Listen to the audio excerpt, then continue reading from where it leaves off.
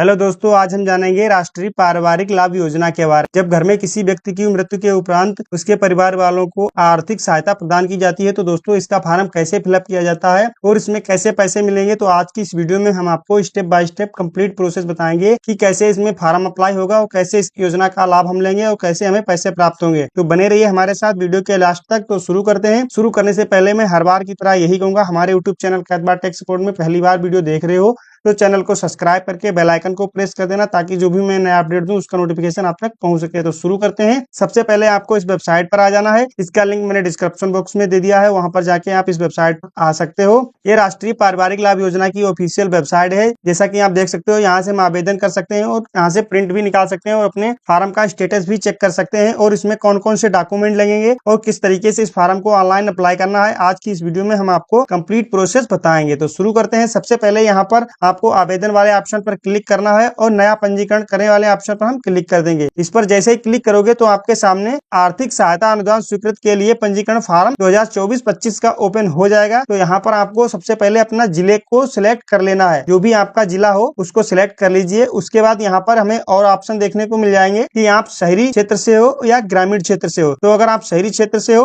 तो शहरी वाले ऑप्शन पर आपको क्लिक करना है। अगर ग्रामीण क्षेत्र से हो तो ग्रामीण वाले ऑप्शन पर आपको क्लिक कर देना है। जब आप इस पर क्लिक करोगे उसके बाद यहाँ पर एक और ऑप्शन ओपन हो जाएगा, विधानसभा। तो आपको अपनी विधानसभा को सिलेक्ट कर लेना है। जो भी आपकी विधानसभा हो उसको सिलेक्ट करिए। इसके साथ यहाँ पर हम तहसील को सिलेक्ट करेंगे और फिर यहाँ पर विकास खंड को भी सिलेक्ट करना है।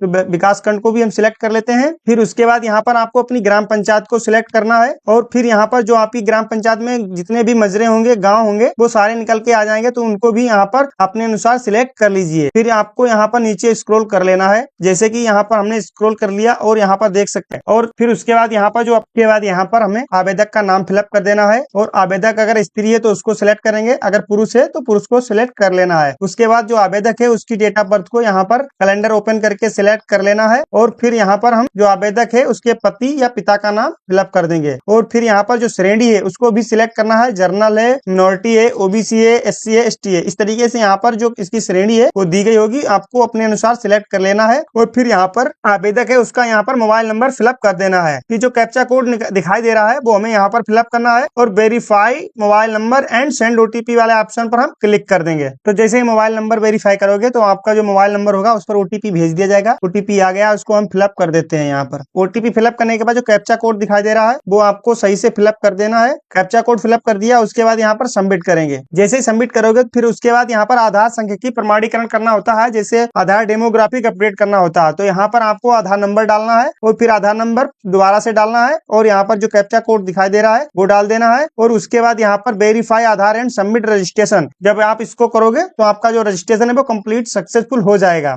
तो यहाँ पर लिख के आ जाएगा आपने पारिवारिक लाभ योजना में आधार संख्यीकरण प्रमाणीकरण कर लिया है और आपका सफलतापूर्वक रजिस्ट्रेशन हो चुका है। इस तरीके से आपको देखने को मिल जाएगा, यहाँ पर आप देख सकते हो। फिर हम नीचे और स्क्रॉल करेंगे। स्क्रॉल करने के बाद यहाँ पर क्लिक करें, इस पर हम क्लिक करेंगे तो हमारा आधार ओटीपी के लिए फिर से जाएगा। तो यहाँ पर हमें आधार वाले नंबर पर ओटीपी भेज के इसको वेरीफाई कर लेना है। तो यहाँ पर हम क्लिक करके वेरीफाई कर लेते हैं। तो आधार से रजिस्टर्ड मोबाइल नंबर पर ओटीपी भेज दिया गया है।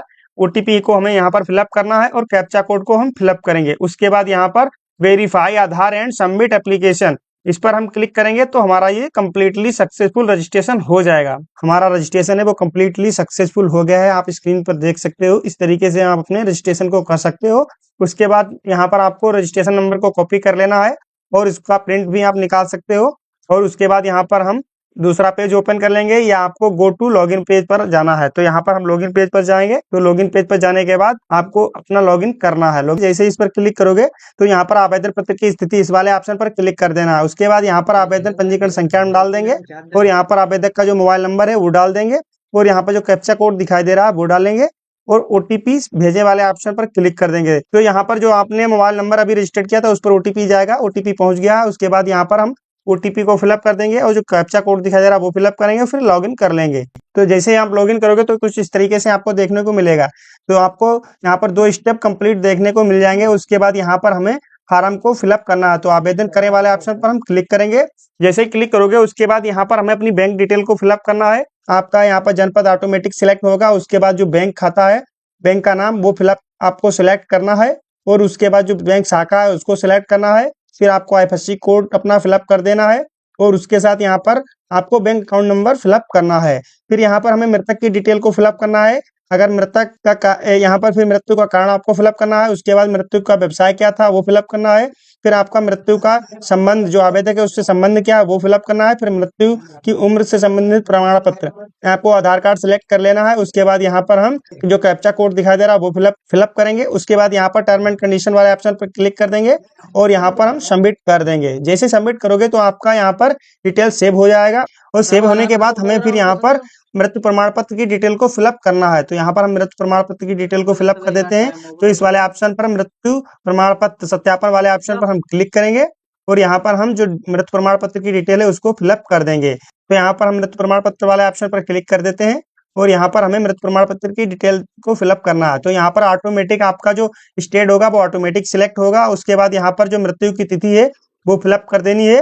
कैलेंडर को ओपन करके ही आपको फिलअप करना है, ऐसे आप गलत भी कर सकते हो। तो यहाँ पर मृतक का जो लिंग है, जेंडर है, जैसे मेल है या फीमेल है, तो जो भी है आपको अपने अनुसार सिलेक्ट कर लेना है। उसके बाद मृत्यु प्रमाण पत्र की जारी होने की तिथि को सिलेक्ट करना है। फिर आपको यहाँ पर अपना जो मृत्यु सर्टिफिकेट होता है उसका सर्टिफिकेट नंबर फिलअप कर देना है। उसके बाद वैलिडेट डेथ सर्टिफिकेट वाले ऑप्शन पर हम क्लिक करेंगे तो ये हमारा वेरीफाई हो जाएगा। तो जैसे वैलिडेट करोगे तो यहाँ पर जो आपकी डेथ सर्टिफिकेट की जो डिटेल्स होगी वो निकल के आ जाएगी।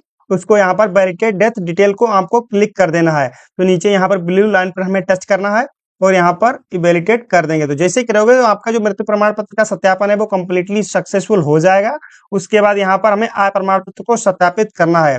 तो यहाँ पर हमें आय प्रमाण पत्र की जो आवेदन संख्या होती है वो फिलअप कर देनी है। उसके बाद जो आय प्रमाण पत्र का क्रमांक है वो हमें फिलअप करना है और कैप्चा कोड को फिलअप कर देना है। उसके बाद यहाँ पर submit income certificate and validation वाले ऑप्शन पर हम क्लिक करेंगे। तो इस तरीके से हमारी जो आय प्रमाण पत्र की डिटेल्स होगी वो निकल के आ जाएगी, आप स्क्रीन पर देख सकते हो। और जैसे वैलिडेट करेंगे तो हमारा जो 5वां स्टेप है वो भी कंप्लीट हो जाएगा। तो यहाँ पर कंप्लीट हो चुका है। उसके बाद हमें अपने फोटो और सिग्नेचर को अपलोड करना है और मृत्यु सर्टिफिकेट को भी अपलोड करना होता है। तो यहाँ पर दस्तावेज अपलोड करने वाले ऑप्शन पर हम क्लिक कर देंगे। तो जैसे ही आप इस पर क्लिक करोगे तो कुछ इस तरीके से हमें देखने को मिलेगा। तो यहाँ पर सबसे पहले हमें अपनी फोटो को अपलोड कर देना है और आपको फिर नीचे अपने हस्ताक्षर या अंगूठे के निशान को अपलोड करना है। उसके बाद यहाँ पर मृत्यु सर्टिफिकेट को भी अपलोड करना होगा। ये डिटेल्स हमने अपलोड, तो यहाँ पर हमने सभी दस्तावेज को अपलोड कर दिया है। उसके बाद यहाँ पर सभी दस्तावेज अपलोड करने वाले ऑप्शन पर हम क्लिक कर देंगे। तो ये हमारे जो डॉक्यूमेंट होंगे वो सारे कंप्लीटली अपलोड सक्सेसफुल हो जाएंगे। उसके बाद यहाँ पर हमें जांच हेतु प्रिंट करना है। तो आपको यहाँ पर प्रिंट कर लेना है और चेक कर लेना है कि हमारा कहीं पर फार्म गलत तो नहीं भरा है। तो उसको सही से आप चेक कर लीजिए। अगर आपको गलत लग रहा हो तो आपको आवेदन संशोधित करने वाले ऑप्शन पर क्लिक करके उसको संशोधित कर लेना है। तो यहाँ पर हमने प्रिंट कर लिया है, आप स्क्रीन पर देख सकते हो। इस तरीके की आपकी स्लिप जनरेट हो जाएगी। तो इसको प्रिंट भी कर सकते हो और यहाँ पर आपको सही से जांच लेना है। उसके बाद यहाँ पर फाइनल लॉक एप्लीकेशन वाले ऑप्शन पर हम क्लिक करेंगे और यहाँ पर हम लॉक कर देंगे। जब आप इसको लॉक करोगे तो उसके बाद यहाँ पर आपकी फाइनल प्रिंट निकल आएगी। तो आपको लॉक कर दिया है। उसके बाद यहाँ पर फाइनल प्रिंट वाले ऑप्शन पर हम क्लिक करेंगे। तो यहाँ पर क्लिक कर देते हैं। जैसे ही क्लिक करोगे तो आपकी जो स्लिप होगी वो डाउनलोड हो जाएगी। तो इस तरीके की आपकी स्लिप होगी वो आपको अपने समाज कल्याण ऑफिस में जमा कर देनी है अपने जिले पर जाकर। तो उसके बाद ये फार्म आपका कुछ ही दिनों में अप्रूवल हो जाएगा। तो इस तरीके से आप अपने पारिवारिक लाभ योजना के फार्म को फिलअप कर सकते हो अपने। और मिलते हैं नेक्स्ट वीडियो में। जय हिंद, वंदे मातरम।